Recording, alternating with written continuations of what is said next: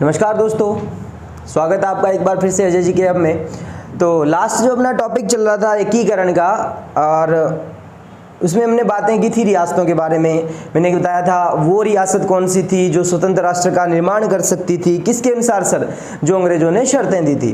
तो 4 रियासत ऐसी मैंने बताई थी आपको, जयपुर, बीकानेर, जोधपुर और उदयपुर। ये 4 रियासतें सर ऐसी थी जो क्या थे सर, सालाना इनकम की बात करें तो 1 करोड़ से अधिक, और जिनकी जनसंख्या सर 10 लाख या 10 लाख से अधिक थी।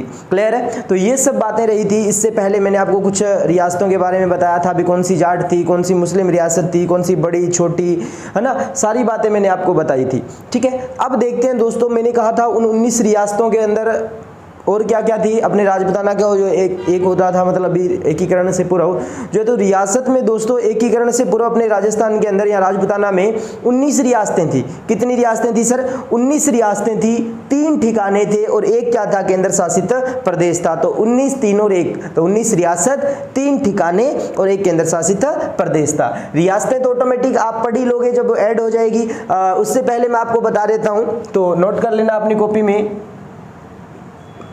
एकीकरण से पूर्व, एकीकरण से पूर्व राजपुताना में 19 रियासतें, 3 ठिकाने व एक केंद्र शासित प्रदेश, केंद्र शासित प्रदेश। ओके, तो सर 3 चीजें थी, 19 रियासतें थी, 3 ठिकाने थे, एक केंद्र शासित प्रदेश था। और अपने बात करते हैं तो इन 3 ठिकानों के बारे में बता रहा हूं। तो 3 ठिकानों को देखो कैसे याद करना है, एक शब्द से याद करना है, नकुल शब्द से। कौन से से याद करोगे सर? नकुल शब्द से याद करोगे। जहां पर याद करना है न से आपको नीमराणा, न से कौन सा याद करना है सर? नीमराणा याद करना है सर। कू से कुशलगढ़ याद करना है सर। कू से कौन सा करना है? कुशलगढ़ याद करना है। और ल से कौन सा करना है सर? लावा याद करना है। कितने ठिकाने हो गए सर? 3 ठिकाने हो गए। 3 ठिकानों का जिक्र किया जाए। नीमराणा कहाँ है सर? नीमराणा अलवर में। नीमराणा कहाँ है सर? नीमराणा अलवर में है। ये लीजिए सर, नीमराणा कहाँ है? अलवर में आ गया। नेक्स्ट सर कुशलगढ़ की बात की जाए तो बांसवाड़ा में। कुशलगढ़ कहाँ? बांसवाड़ा में। और लावा दोस्तों उस समय था जयपुर में, लेकिन अगर प्रेजेंट में बात की जाए, वर्तमान में दोस्तों कहाँ पर आता है? ये टोंक में आता है। कहाँ पर आता है? टोंक में। तो दोस्तों मैं बार बार नहीं कहूंगा अभी ये ठिकाना मिल गया, ये रियासत मिल गई, ये ठिकाना मिला। तो आपको पता है जब अलवर रियासत मिलेगी तो कौन सा ठिकाना ऑटोमेटिक आ जाएगा? नीमराणा आ जाएगा। जब बांसवाड़ा रियासत मिलेगी तो कौन सा ठिकाना आ जाएगा ऑटोमेटिक? कुशलगढ़ आ जाएगा। कौन सा आ जाएगा सर? कुशलगढ़ आ जाएगा। और जब बात आएगी लावा, लावा जो है दोस्तों जयपुर मिलेगी तब आएगा। लेकिन ये मत कर दियो टोंक में, तो टोंक मिलाई सर, अपने इधर लावा को भी मिला दिया, गड़बड़ हो जाएगी। वरना उस समय जयपुर में था तो जयपुर रियासत मिले तब आपको लावा ठिकाने को मिलाना है। तो एक बार के लिए तीनों नोट कर लो ये। तो इसका ठाकुर जो था राव राजेंद्र, राव हरेंद्र, और लावा का था ठाकुर बंस प्रदीप सिंह।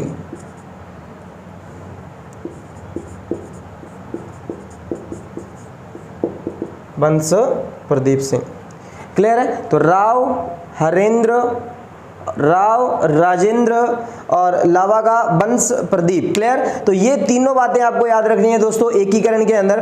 एकीकरण में सर ठिकाने, ठिकाने कौन सा ठिकाना कहां कौन सी रियासत में आता था और उसका ठाकुर कौन था, याद हो जाएंगे क्या ये? एक बार के लिए सभी बच्चे नोट कर लो इसको।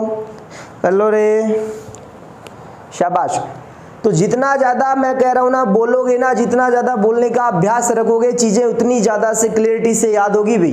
ठीक है? वरना ये इतिहास है और वो भी आधुनिक इतिहास है, बड़े बड़ों के छक्के छूट जाते हैं इन टॉपिकों में। ठीक है? तो ध्यान रखिएगा, ये बात आती है सर इधर से रिलेटेड। नेक्स्ट अपने बात करते हैं दोस्तों केंद्र शासित प्रदेश की। किसकी बात कर रहा हूं मैं? केंद्र शासित प्रदेश की अगर बात करूं तो दोस्तों याद रखिएगा उसका नाम था अजमेर मेरवाड़ा। क्या नाम था? अजमेर मेरवाड़ा। सर अजमेर मेरवाड़ा क्या था सर? केंद्र शासित प्रदेश था। यानी कि सर अपने बात की जाए तो ये जो है बिल्कुल अलग से इनका जो है संविधान वगैरह अलग से रहा था। यानी कि सर अपने बात कर सकते हैं इनकी अगर 1952 से 56 तक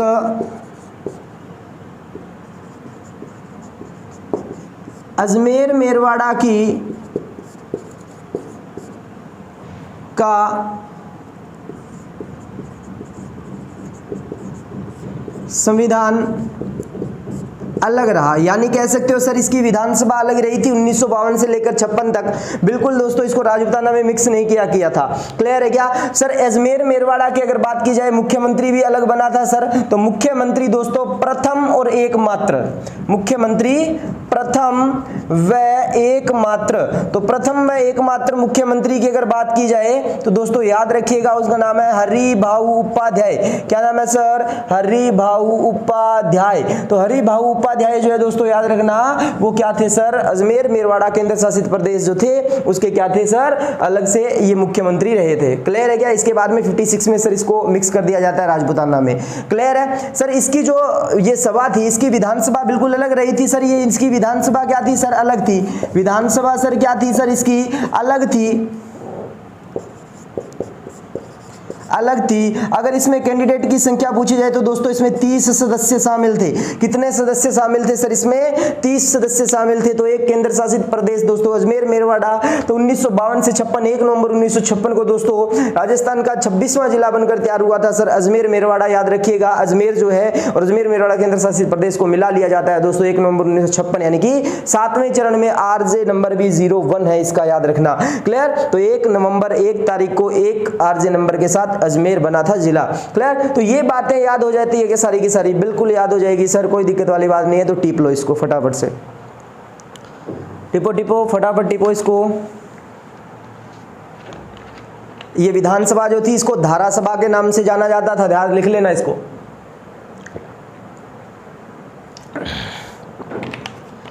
इस विधानसभा को धारा सभा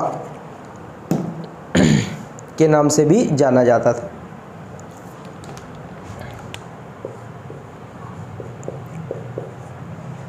क्लियर? तो ये बात रहती है सर एकीकरण की। एकीकरण में सर 19 रियासतें थी, एकीकरण से पूर्व 3 ठिकाने थे, एक केंद्र शासित प्रदेश था। नकुल से याद रखना नीमराणा, कुशलगढ़, लावा। ठीक है, लावा वर्तमान में टोंक में, लेकिन उस समय सर जयपुर रियासत में था। अजमेर मेरवाड़ा की बात की जाए तो दोस्तों 1952 से लेकर 56 ईस्वी तक अजमेर मेरवाड़ा का संविधान बिल्कुल अलग रहा था, विधानसभा बिल्कुल अलग रही थी सर इसकी, जिसे धारा सभा के नाम से जाना जाता है। और इसमें 30 सदस्य थे और इसके जो प्रथम और एकमात्र मुख्यमंत्री जो थे वो सर कौन थे? हरिभाऊ उपाध्याय थे। क्लियर है क्या? तो ये यहाँ पर कंप्लीट हो जाता है अपना। नेक्स्ट आगे बढ़ते हैं, गौर कीजिएगा। अब अपने जो है उन 7 चरणों के बारे में विचार करते हैं भाई। कौन से चरण थे सर? 7 चरण जो थे ना एकीकरण, मैंने आपको स्टार्टिंग में बताया था एकीकरण 7 चरणों में पूरा हुआ था। तो एकीकरण 7 चरणों में पूरा हुआ। तो सबसे पहले तो लिखो एकीकरण को पूरा होने में, लिखिएगा एकीकरण को पूरा होने में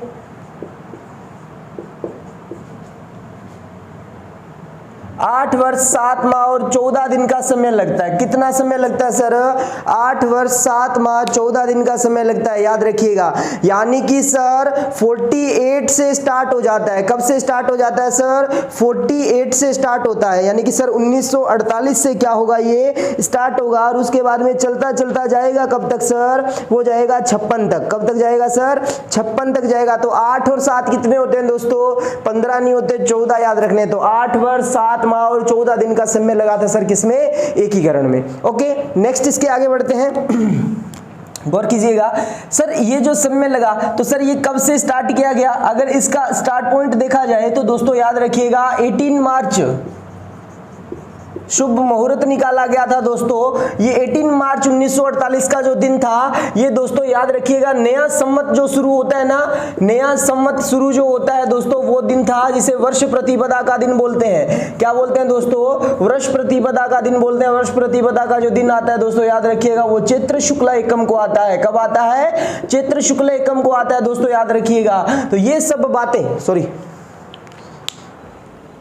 ये यहाँ नहीं बताऊंगा, ये सब बातें यहाँ नहीं करनी, अभी गड़बड़ कर दोगे वरना आप। ठीक है, तो सर 18 मार्च को दोस्तों याद रखिएगा 1948 को स्टार्ट जो है 18 मार्च 1948 को, और जो समाप्त होता है सर, इसको जो आगे चल के जाता है समाप्त जो होता है दोस्तों, इसका समाप्ति जो होती है वो सर होती है 1 नवंबर 1956 को। कब होती है सर? 1 नवंबर 1956 को होती है। तो सर ये जो टाइम पीरियड है वो कितना हो गया सर? 8 वर्ष 7 माह 14 दिन। 8 वर्ष 7 माह 14 14 दिन। तो आपसे पूछा जाए स्टार्ट कब हुआ था सर 18 मार्च 1948, 18 मार्च 1948, 18 मार्च 1948, 18 मार्च 1948। जितना ज़्यादा बोलोगे मैं कह रहा हूँ उतना ही ज़्यादा क्लियर होगा मैटर। क्लियर है?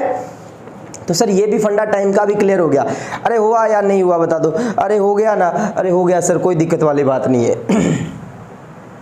ये लो, ये भी सर टाइम वाला हो गया। स्टार्ट कब से हुआ था 18 मार्च से, समाप्त कब होगा सर 1 नवंबर 1956 को होगा। क्लियर? तो इस तरीके से चलते चलते सर 7 चरण चले थे। कितने? 7। 1 मिनट।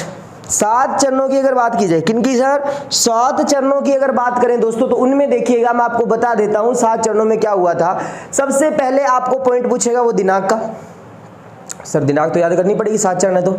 फिर उसके बाद में पूछेगा आपको नाम भी सर याद करना पड़ेगा। फिर आपको पूछेगा रियासत भी सर याद करनी पड़ेगी। फिर उसके बाद में पूछेगा आपको राजधानी भी याद करनी पड़ेगी। फिर आपको पूछेगा राज प्रमुख, वो भी सर।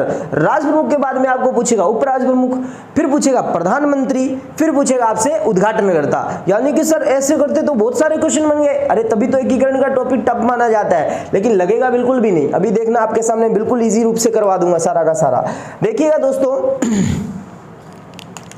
सबसे पहले अपने को क्या करना है सर, एकीकरण के 7 चरणों की दिनांक याद करनी है। पहली, दूसरी, तीसरा चरण, चौथा, 5वां, 6ठा और 7वां।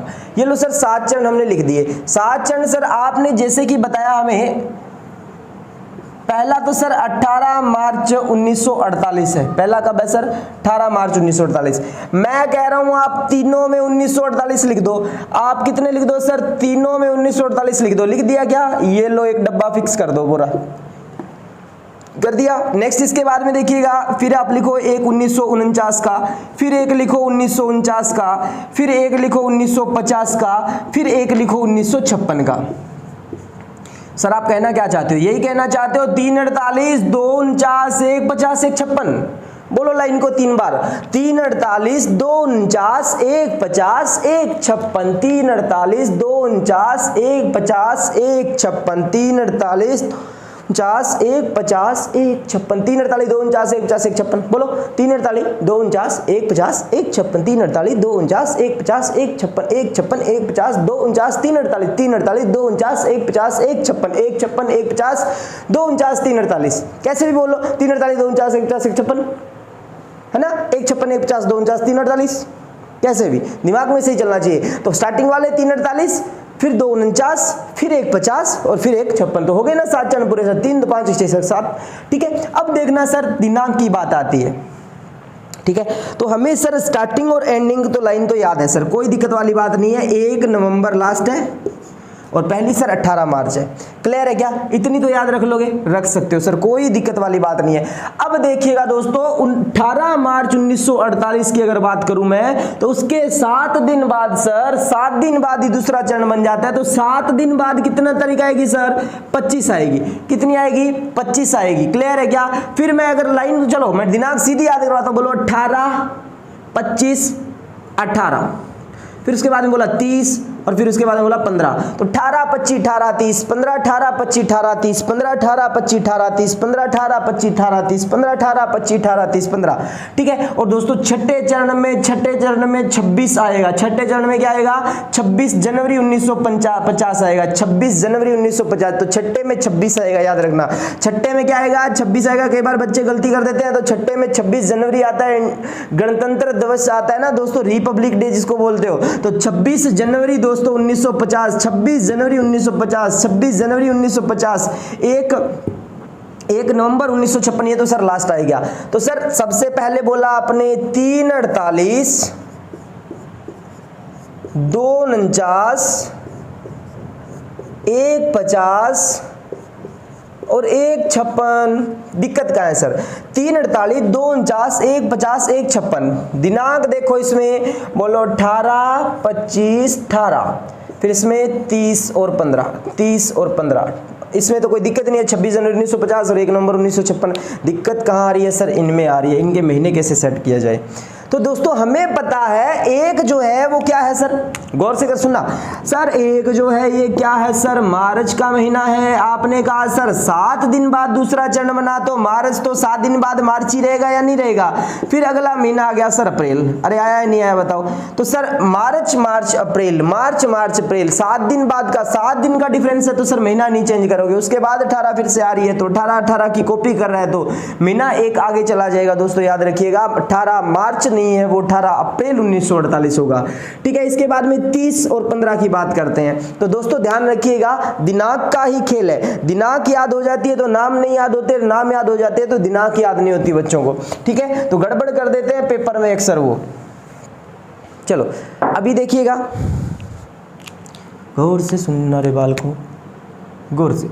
मार्च सर 7 दिन बाद क्या रहेगा, रहेगा या नहीं रहेगा मार्च सर। उसके बाद में अप्रैल सर, पहला बॉक्स कंप्लीट, 3 का पहला बॉक्स क्या हो गया सर, कंप्लीट हो गया, बिल्कुल कंप्लीट हो गया आपके सामने बिल्कुल कंप्लीट हो गया है। तो 18 मार्च 1948, 25 मार्च 1948, 18 अप्रैल 1948। अब क्या है, पहले बचपन के अंदर जैसे कि अपने कोई घर पे चप्पल ला के देते, अपने भाई को अगर अलग कलर की ला के दिए तो अपने लड़ लेते थे, बोला इसको ऐसी क्यों ला के दिए, है ना। तो वही बात है, सेम। अब बॉक्स अलग अलग है ना, तो अलग अलग है, तो दोस्तों इनको पहला जो स्टेप उठाना है वो महीने का बिल्कुल सेम उठाना है। तो ये भी अगर मार्च से स्टार्ट किया ना, तो ये भी मार्च से कर दो दोस्तों। कब कर दो, मार्च से कर दो। अरे कब से कर दोगे, मार्च से कर दिया सर। 30 मार्च 1949 आ गया। अब देखो 30 से 15 पे आए, कितने का टाइमिंग सर, 2 का डिवाइड दूंगा, तो 2 का डिवाइड करोगे तो 2 महीने आगे चले जाओ, तो 2 का डिवाइड करते हुए 2 महीने आगे जाओगे, महीना कौन सा आ जाएगा, मई आ जाएगा। ये लीजिए दोस्तों, आपको जो है 7 चरण, 7 चरणों को 7 बार बोलते हुए नोट कीजिए फटाफट से। 7 चरणों को 7 बार बोलते हुए नोट करो, फटाफट करो, शाबाश।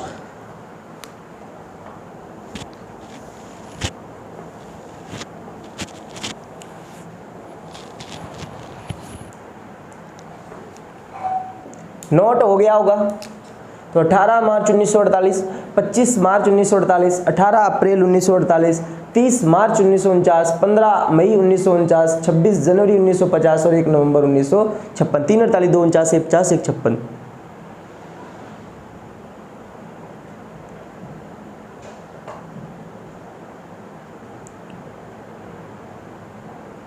ओके, नोट हो गया होगा।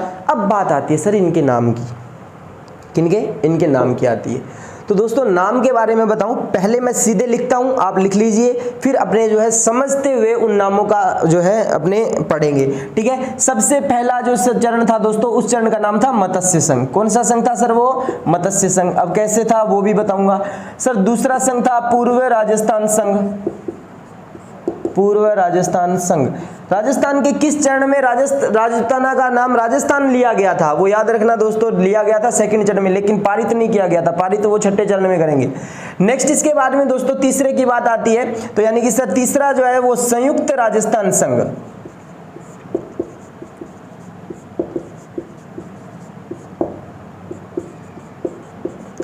वृहत राजस्थान संघ, और नेक्स्ट इसके बाद में संयुक्त वृहद राजस्थान संघ,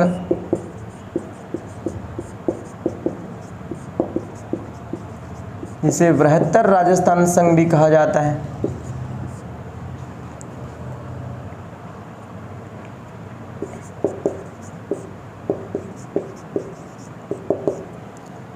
नेक्स्ट इसके बाद में दोस्तों राजस्थान संघ, ये देखो राजस्थान नाम जो है वो केंद्र सरकार ने जो ऐसे पारित कर दिया, तो नाम पड़ा राजस्थान संघ। ठीक है, उसके बाद में आधुनिक राजस्थान संघ या वर्तमान राजस्थान संघ। ये लीजिए दोस्तों 7 नाम आगे, कैसे आए घबराना नहीं है, अभी आपको कोई मतलब नहीं है, कॉपी में नोट कर लो बस। 7 चरणों के नाम नोट करके 7 बार पढ़ दो, 7 बार पढ़ दो। मत्स्य संघ, पूर्व राजस्थान संघ, सिर्फ पढ़ना है, याद नहीं करना। याद मैं करवा दूंगा, मत्स्य संघ, पूर्व राजस्थान संघ, संयुक्त राजस्थान संघ, बृहद राजस्थान संघ, संयुक्त बृहद राजस्थान संघ और राजस्थान संघ और पूर्व राजस्थान। तो छठे और सातवें में तो दिक्कत ही नहीं है, तो ये तो अलग ही है ना, 26 जनवरी 1950, 1 नवंबर 1956 राजस्थान संघ और आधुनिक राजस्थान संघ। ठीक है, अभी देखो सर यहाँ तक कंप्लीट हो जाता है अपना। अब सर सीधी सीधी बात है, हमें रियासतों और इनके बारे में बता दो ताकि हम जो है एकीकरण की टेबल बना सकेंगे। क्लियर है क्या? बिल्कुल। तो देखो दोस्तों, डायरेक्ट टेबल नहीं, टेबल को सीखना है, टेबल को याद नहीं करनी, टेबल को हमें सीखना है कि टेबल बनेगी कैसे। ठीक है, चलो स्टार्ट करते हैं दोस्तों। सबसे पहले तो उससे पहले मैं आपको कुछ बात बताना चाहूंगा। तो उपरोक्त जो 4 चरण है ना दोस्तों, इनमें बड़ा अच्छा क्वेश्चन बन जाता है कई बार। ठीक है, कैसे सर? इसमें क्वेश्चन बनता है राज प्रमुख का, प्रधानमंत्री का, उद्घाटनकर्ता का, ऐसा क्वेश्चन बन जाता है। ठीक है, तो सर सबसे पहले अगर देखें तो राज प्रमुख पद आता है सर राजा का, तो राज प्रमुख पद पर कौन बैठेंगे? फिर उसके बाद में आता है सर उस चरण का उद्घाटन कौन करेगा, ऐसा क्वेश्चन आएगा। फिर उसके बाद में दोस्तों राज प्रमुख, उद्घाटनकर्ता, और उद्घाटनकर्ता के बाद में की बात जो आती है दोस्तों प्रधानमंत्री की बात आती है। किसकी बात आती है सर? प्रधानमंत्री की बात आती है। तो राज प्रमुख, उद्घाटनकर्ता और प्रधानमंत्री, राज प्रमुख, उद्घाटनकर्ता और प्रधानमंत्री। तो दोस्तों देखिएगा, राज प्रमुख की बात कर रहा हूं, तो दोस्तों उदय, भीम, भूपाल और मानसिंह, ये 4 नाम याद रखने हैं सर। ठीक है, उद्घाटनकर्ता में सर क्या याद रखोगे? गॉडगिल,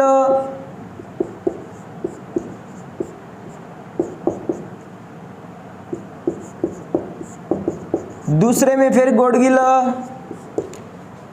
फिर चाचा, फिर पटेल, यानी कि सरदार वल्लभ भाई पटेल, और चाचा जो है जवाहरलाल नेहरू। तो दोस्तों पहला चरण, दूसरा चरण, तीसरा चरण और चौथा चरण। अब ये राज प्रमुख मैं पूछूं, तीसरे चरण में राज प्रमुख कौन था? तो भोपाल से आ जाएगा भूपाल सिंह। भोपाल से कौन आ जाएगा? भूपाल सिंह। तो उदय, भीम, भूपाल, मान सिंह बोल के देखो, तो भीम से आ जाएगा कोटा का शासक भीम सिंह सेकंड। उदयपुर का तीसरे का शासक आ जाएगा दोस्तों, याद रखिएगा, सॉरी उदय भान सिंह, यानी कि सर ये क्या का था? सर अलवर का बनना चाहिए था, लेकिन ये धौलपुर का था।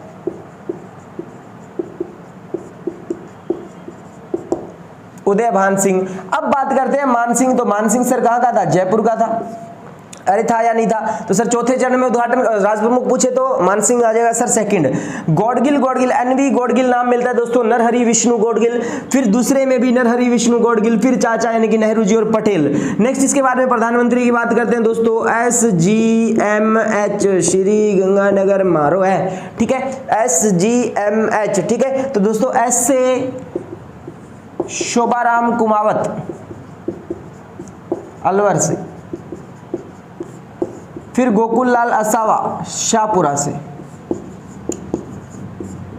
फिर माणिक्य लाल वर्मा, फिर कौन से आएंगे? माणिक्य लाल,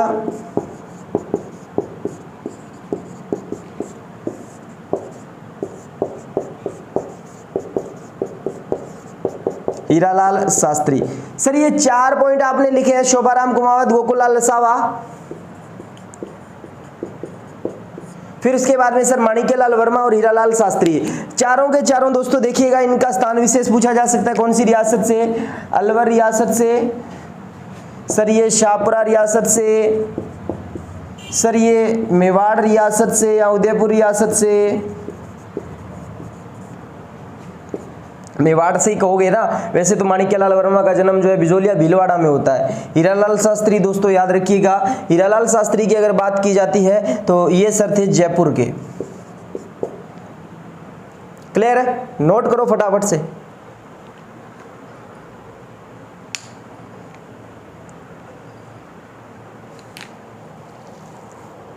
अरे बोलो यहाँ तक नोट हो गया क्या? हाँ जी सर बिल्कुल हो गया, कोई दिक्कत वाली बात नहीं है, हम याद रखेंगे। पहले में मैं पूछूं तीसरे चरण के अंदर कौन था, तो तीसरे चरण में प्रधानमंत्री पूछ रहे हो, राज प्रमुख पूछ रहे हो, उद्घाटन करता, तो तीसरे चरण के अंदर पहले अगर राज प्रमुख पूछेगा तो भोपाल सिंह आएगा, उदय भीम भोपाल सिंह, ठीक है। तीसरे चरण के अगर उद्घाटन करता पूछेंगे तो चाचा नेहरू आएंगे। तीसरे चरण के अंदर प्रधानमंत्री पूछेंगे तो माणिक्यलाल वर्मा आएंगे। तो ये आपके दिमाग के अंदर जो है चारों जो है चरण चलने चाहिए, किसको लेकर, राज प्रमुख को लेकर, उद्घाटनकर्ता को लेकर और प्रधानमंत्री को लेकर। आशा करता हूं यहां तक आपका नोट हो गया होगा।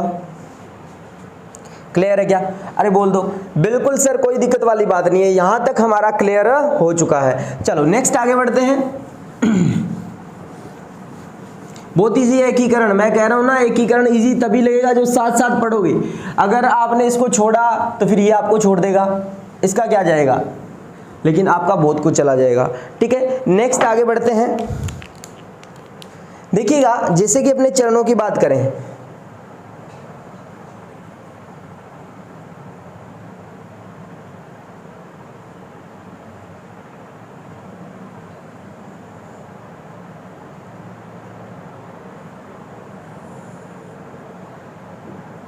आज कुछ अलग तरीके से बनाने की सोच रहा हूं, लेकिन आप नज़र लगाओगे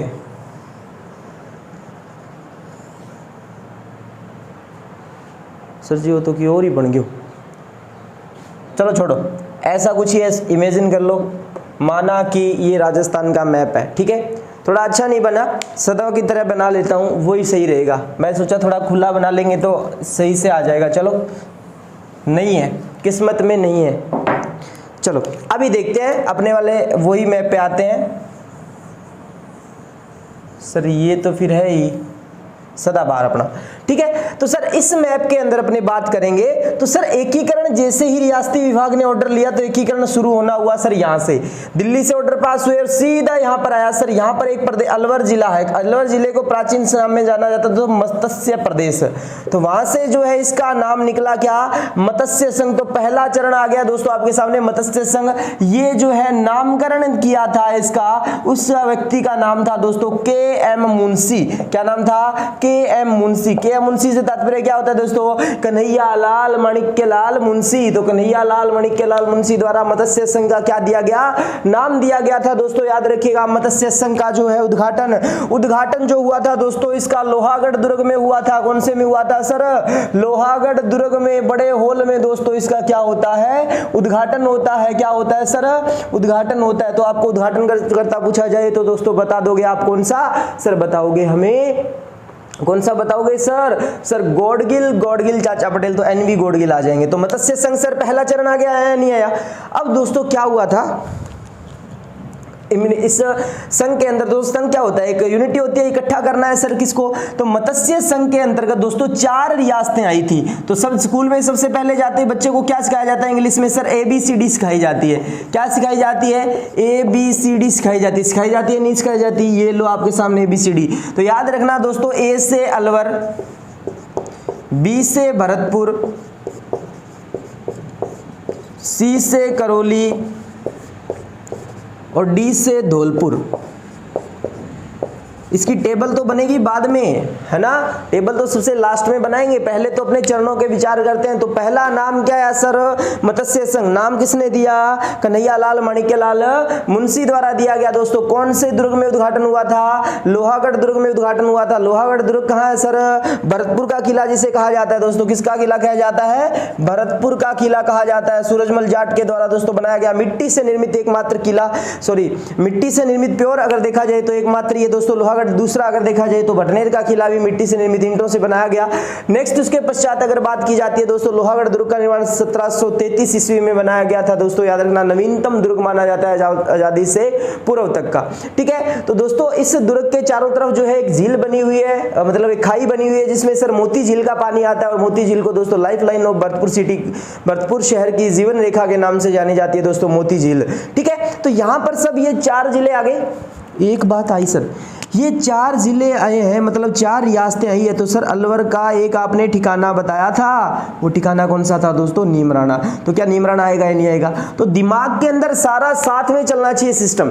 फिर सर ये मेन बातें आ गई, उद्घाटनकर्ता, राज प्रमुख, और वो तो अपने टेबल में याद करेंगे, वो तो अपने कहाँ याद करेंगे? टेबल में। लेकिन बताओ आपको इतनी चीज याद हो पाई है क्या यहाँ तक? बिल्कुल सर, हमें कोई दिक्कत ही नहीं है यहाँ तक। तो ABCD देखो पास वाले जिले, अलवर, अलवर से नीचे भरतपुर, भरतपुर से नीचे धौलपुर, धौलपुर से नीचे करौली। तो ये 4 जिले जो है एक साथ जो है अपने देखने को मिलते हैं। अरे मिलते हैं या नहीं मिलते? तो इस चीज को नोट कर लो फटाफट से, मत्स्य संघ को।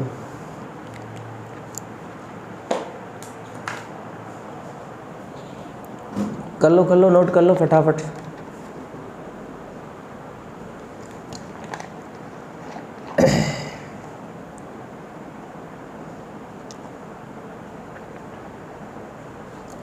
शाबाश, हो गया नोट। तो मत्स्य संघ नाम किसने दिया sir? KM Munshi. KM Munshi की फुल फॉर्म लिख लेना, कन्हैयालाल माणिक्यलाल मुंशी। कन्हैयालाल माणिक्यलाल मुंशी। ABCD 4 रियासतें सर मिली थी पहले चरण में, 4 रियासतें मिली सर पहले चरण में, 4 रियासतें मिली सर पहले चरण में। क्लियर? अब देखना मत्स्य संघ है ना, ये 4 रियासतें, मतलब सर क्या की थी मत्स्य संघ ने? की थी सर शादी जो की थी वो ऐसी एक लड़की से कर ली जो क्या है सर, परिवार से रहना चाहती है अलग। अब परिवार उसको पसंद नहीं है तो इसने कह दिया सीधा सीधा, मेरे को फैमिली नहीं पसंद है, मेरे को परिवार से अलग रहना। रह ले भाई, अब तेरे को परिवार से अलग रहना है, हमें क्या मतलब है, तू रह ले, अपने आप अकल आ जाएगी। तो इसको एक बार के लिए कर दो अलग, मत्स्य संघ को क्या कर दो एक बार के लिए अलग कर दो फैमिली से। कर दिया सर? क्यों सर? लास्ट में देखेंगे ना, मिलाने की बात तो आएगी, समझौता तो करवा देंगे, चलो कोई बात नहीं। तो दोस्तों एक बार के लिए मत्स्य संघ को पूरे को साइड को यहां पे ठोक दो, इसको एक बार बीच में नहीं घसीटना है। तो मैं पूछूं आपसे, पहले चरण में कितनी रियासतें थी? 4। कितने ठिकाने थे? 1 ठिकाना था। ठीक है, बस ये दिमाग में कॉपी करके रखना, पहले चरण में 4 रियासत, 1 ठिकाना मिला था सर, जो है रियासतें की बात की जाए तो ABCD। नेक्स्ट देखिएगा, इसके पश्चात दोस्तों एकीकरण जो है वो कुछ इस तरीके से नीचे आया। तो नीचे आया तो दोस्तों इस तरीके से आया, तो ये पूर्वी राजस्थान में आया या नहीं आ रहा? तो दोस्तों पूर्वी राजस्थान में आने के कारण दोस्तों सेकंड चरण का नाम आपके सामने जो निकल के आ रहा है उसका नाम है सर पूर्व राजस्थान संघ। ये लो, पूर्व राजस्थान संघ। तो पूर्व राजस्थान संघ की अगर बात की जाए तो सेकंड चरण था सर वो पूर्व राजस्थान संघ का। अगर दोस्तों देखा जाए तो कितने दिन बाद, अगर इसकी दिनांक मैं आपसे पूछ लूं तो भूलोगे नहीं, 18 मार्च 1948 थी सर। तो 7 दिन बाद दोस्तों, पूरे 7 दिन बाद बोलो सर 9 रियासतों का विलय होता है। कितनी रियासतों का? 9 रियासत। तो 9 रियासतें दोस्तों इसके अंदर आएगी। कौन कौन सी आएगी देखो, तो बाबू, झाड़ू, कीको, परसाटो। तो बाबू, झाड़ू, कीको, परसाटो, बाबू, झाड़ू, कीको, परसाटो। बोलो बाबू, झाड़ू, कीको, परसाटो। बांसवाड़ा, बूंदी, झालावाड़, डूंगरपुर, किशनगढ़, कोटा, प्रतापगढ़, शाहपुरा, टोंक। बांसवाड़ा, बूंदी, झालावाड़, डूंगरपुर, किशनगढ़, कोटा, प्रतापगढ़, शाहपुरा, टोंक। बांसवाड़ा, बूंदी, झालावाड़, डूंगरपुर, किशनगढ़, कोटा, प्रतापगढ़, शाहपुरा, टोंक। तो इस तरीके से दोस्तों देखोगे तो 9 रियासतें आई सर। यहां पर मुद्दे की बात आई है बांसवाड़ा की। किसके? ये सर बांसवाड़ा रियासत आते ही सर हमारे दिमाग में एक ठिकाना आ जाता है और उस ठिकाने का नाम है सर कुशलगढ़। कौन सा ठिकाना है दोस्तों? कुशलगढ़। तो कुशलगढ़ ठिकाना भी कौन से चरण में मिल रहा है? तो मैं पूछूं सर दूसरे चरण के अंदर कितनी रियासतें, कितने ठिकाने? तो सर 9 रियासत और 1 ठिकाना।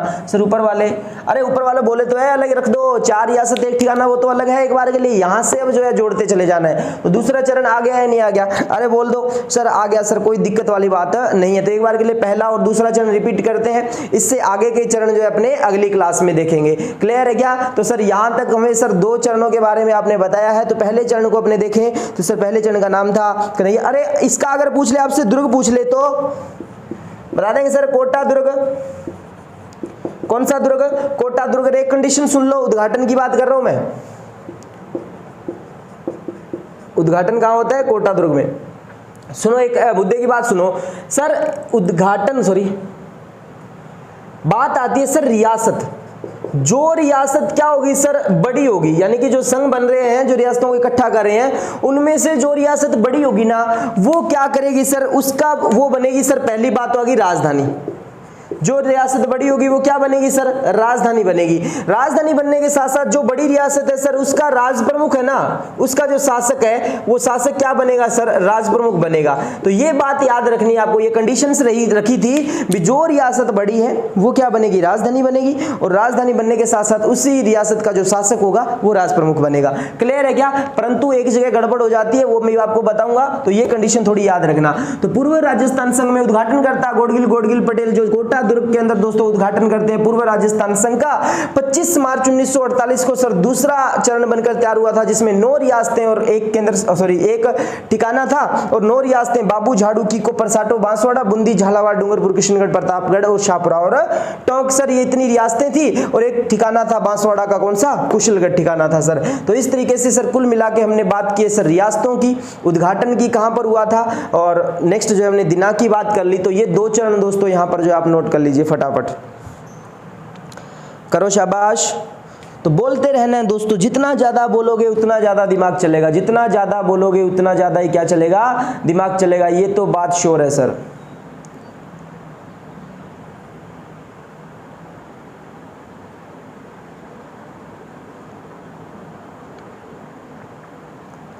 क्लियर है?